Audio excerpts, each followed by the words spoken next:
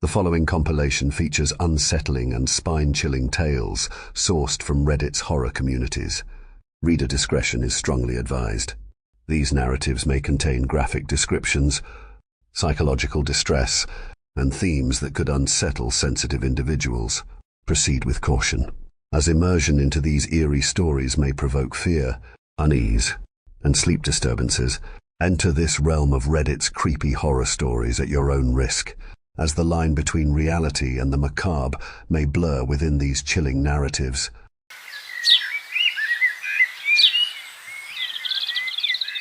Whenever I see a piano, I can't help but to sit down and play it.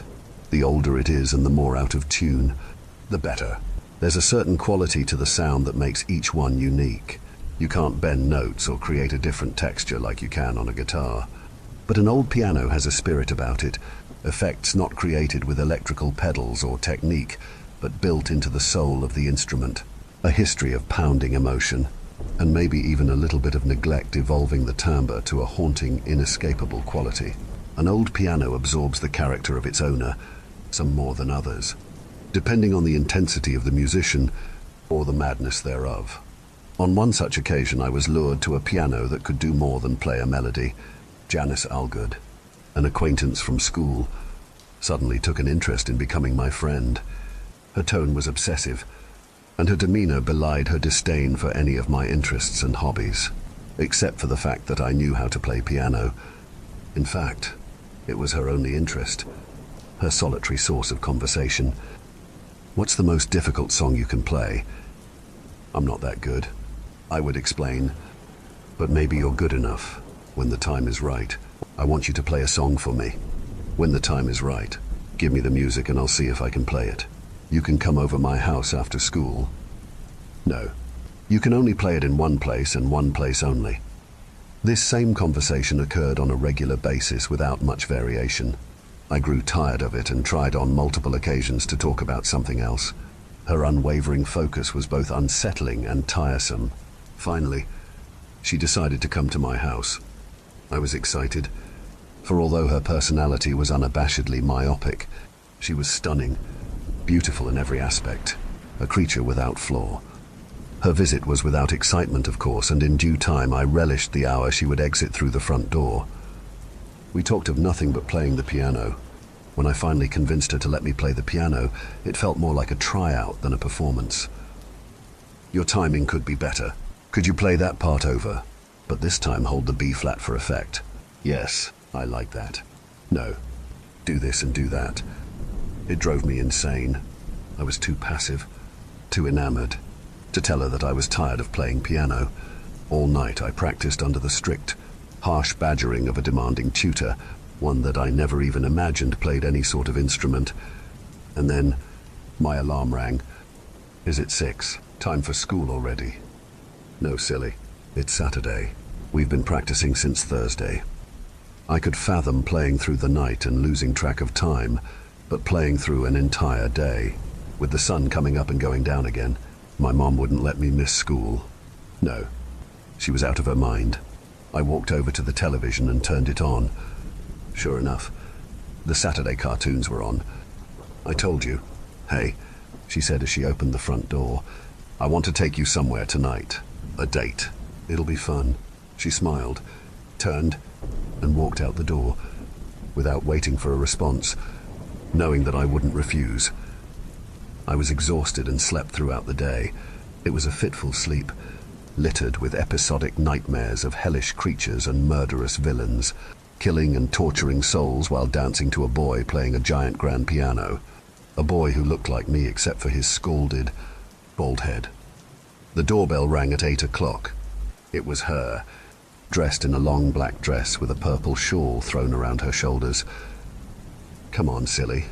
I followed like an obedient puppy, ever faithful to my master's demands. We meandered through numerous roads until we came upon a dead end. A creek marked the boundary between the old neighborhood and the new one in the midst of construction. There was a wide, flattened dirt path torn through the trees for about 50 feet, and then an untouched swath of forest ahead and on both sides. A bulldozer and an excavator were parked on either side. rusty sentries standing ready to extrude civilization from the earth. We crossed the creek and made our way up the path until it ended. She then turned left and pushed through the thick brush. I lost sight of her and hurried past the briars, cutting myself across my arms as I pushed through to a clearing on the other side. There was an open field with a small sloping hill, and on top was a large two-story, federal-style brick house. All the windows were shattered or missing except for one small attic window that glinted in the full moonlight. The chimney on the side of the house was partially collapsed and charred, as if there had been an explosion. Janice was on the front porch. I felt alone and exposed to danger, yet I was hesitant to move towards the house. There was a foreboding presence, an ambiguous evil either exuding from the house or from Janice. She motioned for me to follow, and in an instant her beauty enveloped my mind, possessed it and moved me away from apprehension. I started to walk towards the house, and as I did so she disappeared through the front door. I found myself in a drawing room with antique furniture, including a massive curio cabinet filled with statuettes posed in various states of fear. Some screaming, some hiding, and some weeping, but without a doubt, all of them had seen something terrifying. Numerous brass candelabras were hanging on the walls, the lit candles flickering against the mild wind coming through the fireplace at the front of the room. Adjacent to the fireplace stood an old upright piano. Janice seemed to materialize from the corner of the room. She walked over to the piano and put a large candelabra on the piano. The unlit candles erupted in flames and then settled down to a hypnotic sway. The temperature of the room was chaotic, both cold from the open fireplace and hot from all the candles. The smell of melted wax and smoke was thick and nauseous, the scent far from aromatic. It wasn't pumpkin spice nor vanilla, but more akin to mildew and rot set on fire, if such a thing were possible. She fumbled through the piano sheet and pulled out a single sheet of music. With the utmost respect and care, she leaned the sheet music against the stand. "Come, sit and play." I sat down and perused the music.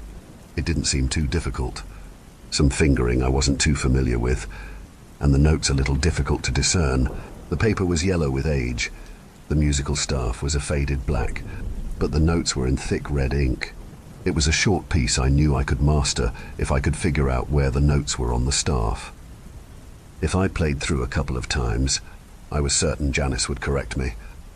I started playing, fumbling through, making a plethora of mistakes. I was disappointed in myself, but Janice didn't say a word.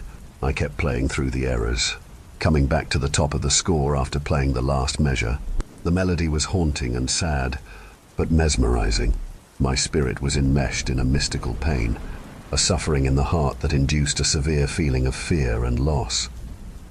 I wanted to stop playing, but I felt possessed as if someone else was in me playing through my hands.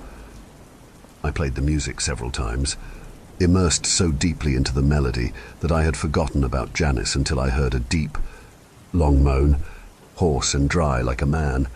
I looked over, my hands playing unattached to my consciousness, pounding on the keys violently without my consent, and saw Janice levitating high in the air. She was looking up at the ceiling, her arms held out wide, still moaning, as if in excruciating pain. I tried to pull away, but I couldn't. Some force had a hold of me. The tempo increased, the pitch bent low as I pressed each key. The former melancholy had transformed into a furious and angry timbre. The notes were now a hateful chant, a shamanistic journey into hell.